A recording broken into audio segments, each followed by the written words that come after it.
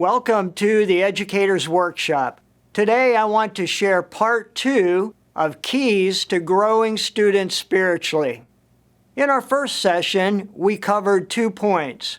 1, set a scriptural foundation. And 2, secure a spiritual openness. In this session, we will share point 3, stay focused on spiritual things, and point 4, share your salvation testimony often. My goal is that through this workshop, you will see the need and be determined to take action for the spiritual welfare of your students today and for the future. May the Lord bless each of you for taking time to view this Educator's Workshop.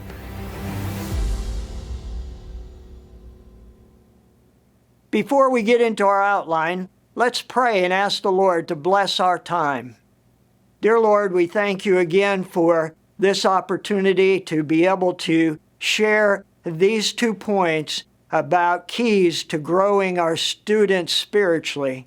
I ask that you would give me the words to say, help me to clearly share my thoughts, and I pray that you would bless the thoughts that are shared to the hearts of the hearers. In Jesus' name we pray. Amen. Number 3, stay focused on spiritual things. Psalm 25 and verse 15. Mine eyes are ever toward the Lord, for he shall pluck my feet out of the net. I like that phrase in the middle of the verse. It says, mine eyes are ever toward the Lord. That means that we keep our focus continuously on the Lord. And that is a big key spiritually growing our students. Moses was right on target when he wrote Deuteronomy 6, verses 5 through 7. And thou shalt love the Lord thy God with all thine heart, and with all thy soul, and with all thy might. And these words which I command thee this day shall be in thine heart. And thou shalt teach them diligently unto thy children, and shalt talk of them when thou sittest in thine house, and when thou walkest by the way, and when thou liest down, and when thou risest up. This passage gives us a model, you might say a pattern, to be used when training our children and our students to be spiritual. First of all, we should love the Lord with all our being. All of our passions, that would be our heart, and all of our soul, and all of our might, our strength. In verse 5, and thou shalt love the Lord thy God with all thine heart, and with all thy soul, and with all thy might. And then the Bible needs to have priority and dictate how we think and even how we act. Verse 6, and these words which I command thee this day shall be in thine heart. Christianity and godly living are right and acceptable when we're in our homes. Holiness and spirituality are right when we walk down the street. Being spiritual is good when we're at work or when we're at school, when we play, and when we eat. Even when we go to church, it's right to be spiritual. Verse 6, and these words which I command thee this day shall be in thine heart. I'm reminded of a New Testament passage, Colossians 3 and verse 23. And whatsoever ye do, do it heartily as to the Lord, and not unto men. I would say or ask, what part of a 24-hour day is it right to be spiritual? How about when you're awake and when you go to sleep? That pretty much takes care of a 24-hour day. Again, we read in verse 7, and thou shalt teach them diligently unto thy children, and shalt talk of them when thou sittest in thine house, and when thou walkest by the way, and when thou liest down, and when thou risest up. If you stay focused on the spiritual and the godly things, the following 3 influences will come out of that and be a result. Number one, it transforms more of your living to be honoring to God. Number two, talking about spiritual things makes one more accountable. I think of the phrase, talk the walk and walk the talk. Then number three, it trains those around us to be spiritual as they see our priority to want to be spiritual.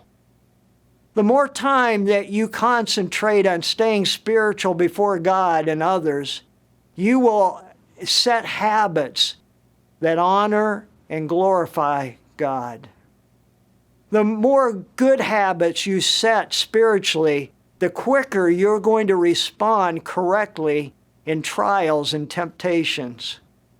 I've saved this next point for the last because it has really had an impact on me over the last few months, and I hope that it will touch your heart as well. Number four, share your salvation testimony often. Psalm 107 and verse 2, let the redeemed of the Lord say so, whom he hath redeemed out of the hand of the enemy. If you take this challenge seriously, to want to share your salvation testimony often, then you'll probably want to write out your salvation experience in detail. Let me share my salvation story with you today, my salvation testimony. I was born and raised in Conneaut, Ohio. I had the privilege of growing up in a small rural farming community. Our family was very loving and caring. I would describe it as a God-fearing family, but not a Christian family. Both sets of grandparents lived within 10 miles of us, and they had a great influence on my life. When I was in elementary school, I started playing flag football and basketball. There are many stories that I don't have time to share today of those experiences in elementary school. As I grew and pursued my desires, I focused on basketball. That was through junior high and even into high school. At this time in my life, I started seeing life with a bigger perspective and more things around me. As a family, we attended church on the big holidays, Christmas, Easter, and sometimes Thanksgiving. Like my parents, my grandparents were very God-fearing. No cussing, no disrespect. Obedience was a high priority. I remember 2 times that the Holy Spirit was working in my heart when the gospel was shared. I probably would have been about 8 years old, and we had visited my mom's parents. When we were getting ready to leave their house, I put on my coat and was standing near the front door ready to walk out when my grandfather told us, "Everyone, please be quiet." I then looked in the living room where my grandfather sat in his favorite recliner, and he was watching the TV. He actually had a Billy Graham crusade on, and it was being televised. That evangelistic crusade was the first time that the Holy Spirit spoke to my heart. And as they were beginning the invitation, and my grandfather wanted to show respect for what was going on, and so he asked everybody to be quiet. I sat down in a chair by the front door and began to listen as Billy Graham put forth a plea for people to come forward and get saved. In the quietness of that moment, I knew that I needed to be saved, but I wasn't sure what to do to get saved. That moment lived with me for many years after. There was a second time I remember the gospel being given and the Holy Spirit working in my heart and life. My parents made my brother, sister, and I attend vacation Bible school at a nearby church when I was now probably about 9 or 10 years old.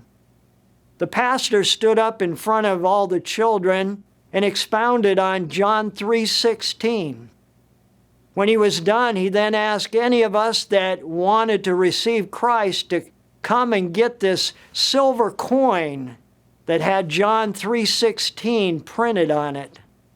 Children flocked to the front of the auditorium, just like me, not to get saved, but just to get the coin. I kept that coin, and I may still have it somewhere to this day. My parents let going to church be my choice as a teenager, and I didn't go other than on the holidays like they did. Meanwhile, I had a cousin, Steve, that had gotten saved, and there were times we referred to him as a religious fanatic because of his faithfulness to the local church and the Lord. At this time, I was 16 years old and my cousin was 17. And he got a heartfelt burden for me to get saved through a campaign that the teenagers were doing in their youth group called Target Teens. And they were to try to win another teenager to the Lord over a 6-week period. It just happened to be during basketball season, and my cousin asked if I would come and play with the church team. To be honest, I'm not sure they even had an official church team. I think my cousin Steve probably created one to reach me for the Lord. After I played one game with the church guys, my cousin informed me that you had to attend 2 church services per week to be able to play on the team. I enjoyed playing with the church guys and decided it was worth it because there I was a big fish in a small pond, unlike the high school team that I played on. My cousin Steve invited me to all the services at the church: Sunday school, Sunday morning church, youth group, Sunday night, and Wednesday night prayer and Bible study time. He said I could choose the 2 services that I would attend and he would give me a ride. I decided to test his commitment and told him that I would attend Sunday morning church, but not Sunday school. He said, "Fine, I'll come and get you between Sunday school and church." The next week, I made it even more difficult for him. I said, "I will go to Sunday school, but not church." He said, "Fine, I'll pick you up for Sunday school and take you home after Sunday school." Steve's sincere desire for me to be in church and hear the preaching impressed me so much, despite my attempts to be difficult.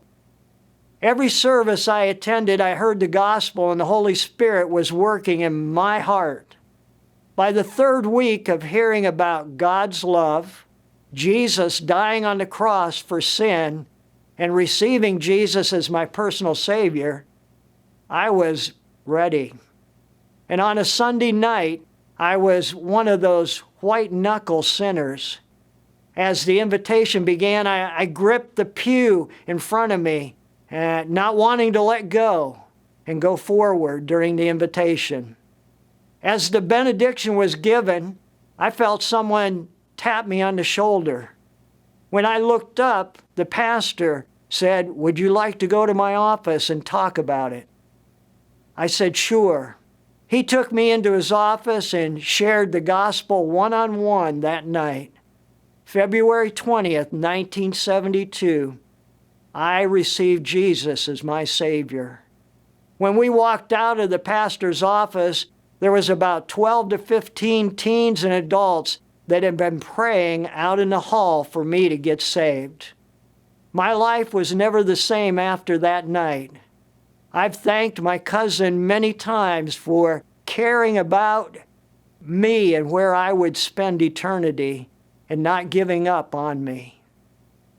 You have probably several different directions that you can go, so your testimony applies to different people or different groups that you may be wanting to share it with. Let me give you a few examples. I can apply my testimony to my caring cousin and the youth campaign target teens. Number two, another way that I've applied my testimony is bringing out about a God-fearing home, but not a Christian home.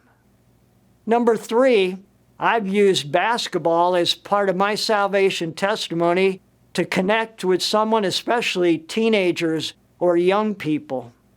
And then number four, I've used the Billy Graham TV preaching as a way that you can share and give your testimony how to get saved and how I felt conviction that night, but I wasn't sure what to do. You need to share your salvation testimony with your students so much that they know it almost as well as you do. Now, I'm kidding there, but I hope you get the point. You need to share your salvation testimony many times with your students so that they are familiar with it. They realize what a priority and a passion it is for you to share your testimony, and then that'll slowly become a passion for them. The only way that you pass your testimony on is by sharing it. Just maybe your salvation testimony will cause a student to get saved. Just maybe your salvation testimony will create a burden for a lost person in the heart of one of your students, and they might have the opportunity to lead that person to the Lord. And then share your salvation testimony often. I would challenge you, share that testimony at least once a month. There may be those listening that would say, I don't want to just share it once a month, I want to share it once a week. But share your salvation testimony with emotion for others to be able to see the passion that you have for God and what He has done for you. If there is only one thing you glean from this workshop, hopefully there are more, but be challenged to share your salvation testimony more with others, especially your students. In conclusion, as we close out this educator's workshop, let me review the keys to growing your students spiritually. Number one, set a scriptural foundation to grow spiritually. Number two, secure an open spirituality where staff and students feel free to talk about the things of God. Number three, stay focused on spiritual things and don't get sidetracked by worldly and frivolous things. Number four, share your salvation testimony often, at least once a month, and let God use your testimony for His glory and for others' good. I would like to close this session with the verse that I started with, Romans chapter 8 and verse 6. For to be carnally minded is death, but to be spiritually minded is life and peace. Let's pray. Father, again, we thank you for this time we've had, and I pray that you would use this session to speak to hearts and challenge your children to share spiritually with others. And I pray, Father, that the result and the fruit would be seen in the lives of students. And we'll be careful to thank you. In Jesus' name, amen.